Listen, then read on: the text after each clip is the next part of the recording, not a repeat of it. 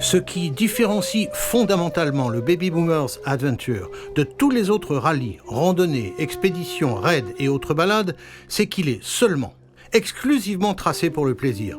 On n'y cherche pas la difficulté a priori. Mais s'il faut en passer une sévère de difficulté, on ne va pas s'en priver, surtout pour aller découvrir les endroits de rêve que l'organisateur trouve chaque année par centaines. Bref, on attaque et on passe partout, parce que le groupe est uni et donc indestructible. Et du coup, ensuite, on peut aussi savourer les grands espaces roulants du Grand Sud du Maroc.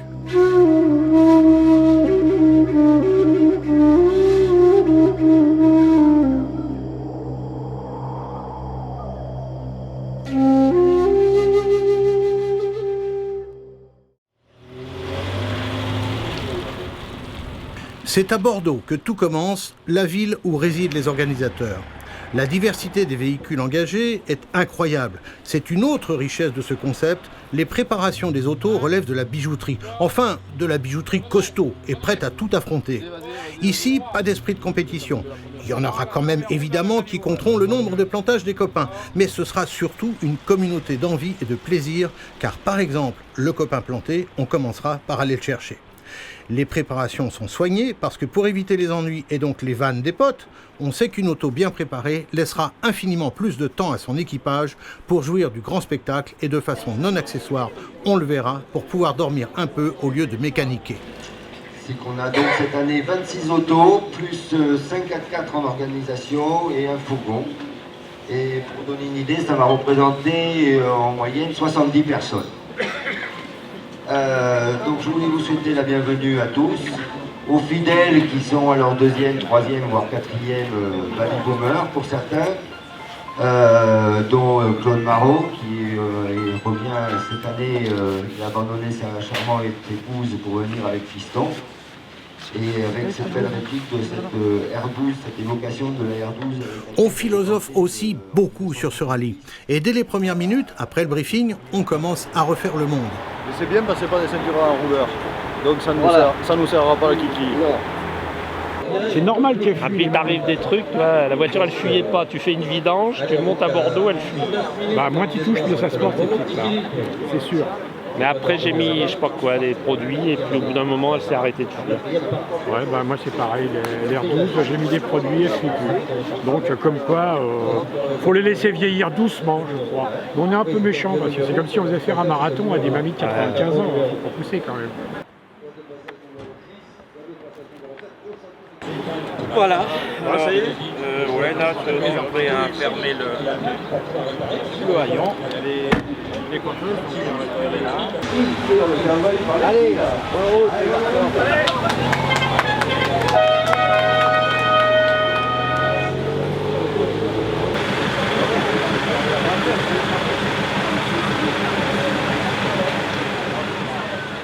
Au moment du départ, on fait un peu les kékés, autrement dit, on se la pète un peu. C'est plus tard, après quelques centaines de kilomètres de route, que l'on se souviendra que la première qualité du pistard, c'est l'humilité. Et aussi un brin de souplesse. Marrakech, on le voit d'abord de nuit.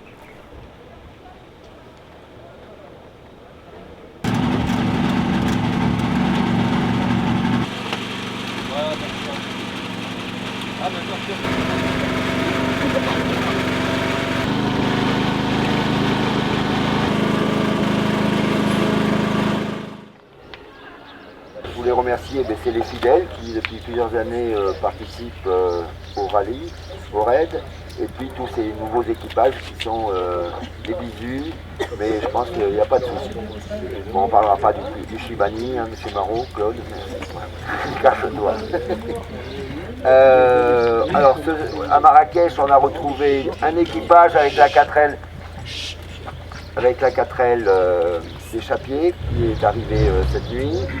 Et puis le team Colas, emmené par Patrick Guénolé, qui était là avec Hervé l'an dernier avec une petite 4L, et qui cette année arrive avec donc 3 Bronco plus un Cherokee, sans oublier Jean-Francis, bien sûr, toujours là, le photographe de l'équipe.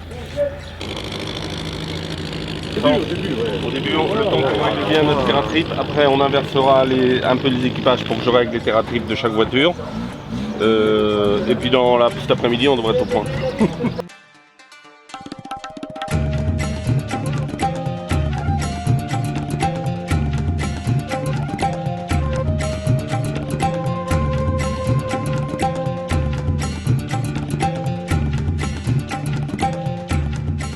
Les premiers kilomètres au Maroc sont plutôt faciles. On roule souvent sur le goudron, ce qui n'empêche pas le paysage d'être magique. C'est plus loin que ça va se corser. Bienvenue dans l'aventure, la vraie. D'abord, on ralentit, puis on ralentit vraiment, puis on ne va pas tarder à s'arrêter. Ce sont de vieilles autos et si l'on ne ménage pas sa monture, on sait depuis La Fontaine que l'on ne voyagera pas loin. C'est comme le même problème que hier, hein, Joaspi, de la boîte. Hein, il a séché parce que la voiture n'avait pas roulé pendant très longtemps. Et hier, en fait, ça a remarché et puis on pensait être sauvé, mais Allah n'a pas voulu. Et aujourd'hui, donc, on retrouve le même sujet, le même problème.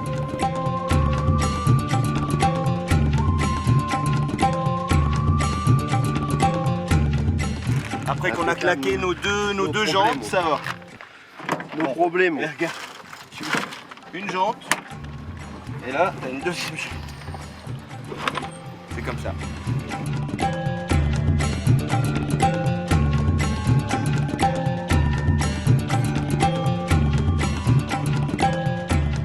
Le Maroc est d'une richesse incroyable en sites naturels, en villages perdus, en châteaux, les fameux ksars, au romantisme qui aurait fait pleurer de rage un Chateaubriand en mal d'inspiration.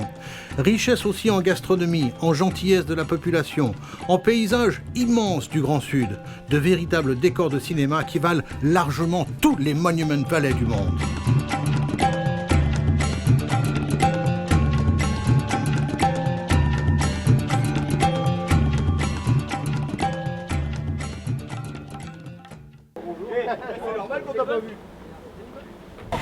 Mais parfois, les autos sont moins romantiques que les paysages. Ah, il me doit plate de 13, yes. Une dernière fois.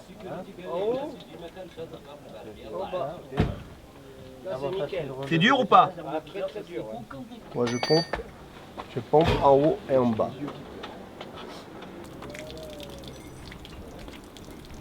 Une bonne première journée. Pas de casse, rien, donc c'est bien. Une bonne première, un peu poussiéreuse. On a fini sur la réserve quand même.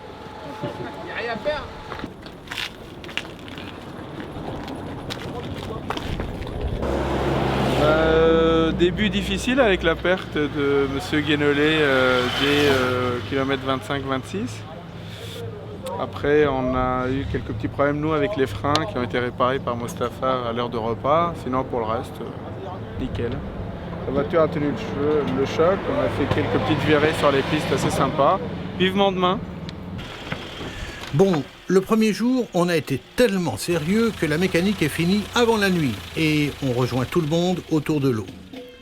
L'organisation a ses propres mécanos, à la disposition des concurrents. Mais il y a une sorte de code d'honneur dans le rallye. On met toujours la main à la pâte, même si l'on ne sait pas faire grand-chose, ce qui permet à tout le monde de profiter du pays. On est à Ouarzazate et les partenaires marocains du team Colas Rail ont invité tous les participants à une magnifique soirée.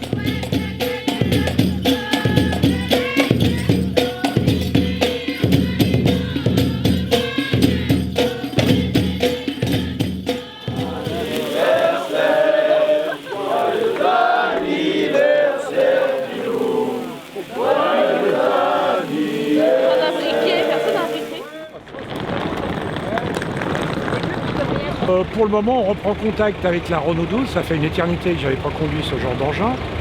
Je suis assez surpris dans la mesure où au départ on se disait c'est très souple, on va toucher tous les cailloux, ça va pas.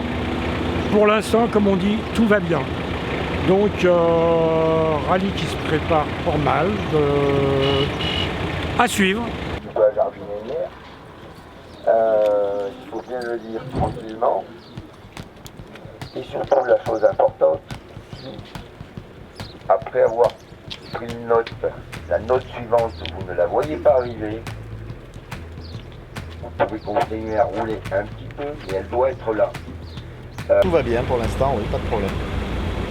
Tout se passe bien, on surveille. Il y a bien entendu les grands classiques du Maroc, et l'on ne s'en prive pas. Mais l'autre caractéristique de cet événement est l'extrême recherche dans les reconnaissances. Le but, le seul, est toujours d'en prendre plein la vue. Le déroulement du Baby Boomers Adventure est simple.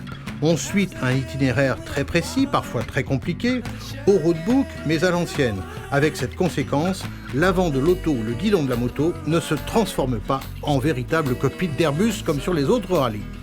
En revanche, le navigateur est une pièce humaine essentielle du voyage. Il s'amuse largement autant que le pilote. Lorsque je dis que le roadbook est précis mais pas évident, j'ai un souvenir perso douloureux pour mon ego à moi. L'année où j'ai participé au Baby Boomer, j'avais fait comme mon pilote des rallyes sportifs aussi célèbres que le vrai Paris-Dakar, celui qui traversait l'Afrique. Je me suis quand même fait piéger par un truc basique, une erreur de valet, et 2 heures de plus pour revenir sur ses pas. C'est le tarif de base de l'erreur de base. Bref, le roadbook est précis, mais la navigation doit être rigoureuse. Le Baby Boomers Adventure est ouvert aux véhicules, auto et moto, antérieurs à 1990. 2 ou 4 roues motrices, peu importe, ce qui compte, c'est le plaisir. Plaisir ? On verra tout au long de ce film que, par exemple, les montées en grosses pierres que l'on grimpe carrément à la vitesse d'un alpiniste sur la face nord de l'Eiger ont toujours été passées avec, bien sûr, un éclair de fierté chez les équipages qui arrivent en haut et découvrent soudain l'autre moitié du monde. La grande magie du Maroc, c'est sa diversité. On passe en quelques kilomètres d'un paysage désertique à la Lawrence d'Arabie, aux oasis parsemées le long de ce cours d'eau magique qu'est l'Oued Dra, qui peint en vert les immenses morceaux de désert qu'il traverse.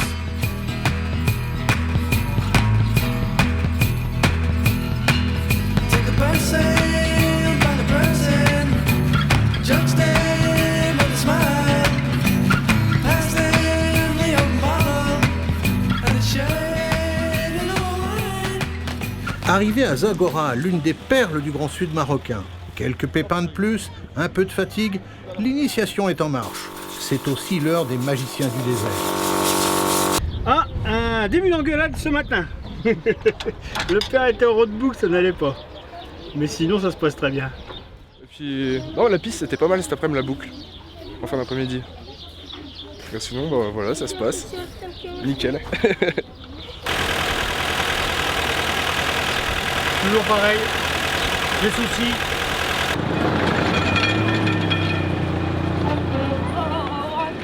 Ce qui fait qu'on l'a carrément supprimé et c'était lui qui coupait l'alimentation de la pompe à essence. Mais on a cherché un petit moment parce que c'est sous les pieds passagers, ce truc-là. Et Patrick, c'est... Si, répondez, c'est à vous. C'est à vous, répondez. Non, je suis le plus nul de tous en mécanique et de façon tout à fait fortuite, j'ai trouvé la panne aujourd'hui, alors je suis pas peu fier, c'est vrai, voilà. On a une panne par jour, voire 2, 3, mais jusqu'ici j'étais à peu près nul, je servais à rien et j'ai eu un tout petit peu l'impression de servir à quelque chose aujourd'hui. Voilà. On vous l'a bien dit, la mécanique, c'est aussi de la magie. Elle part. Ben non, sur tu pètes les plaquettes et après t'as plus de frein arrivé en bas de la côte. Non. Et question magie, le Baby Boomers fait étape dans des endroits somptueux, voire d'anciens palais comme ici. Le plaisir et le dodo, ce sont les mamelles de l'aventure. On sait ça depuis Stanley et Livingstone.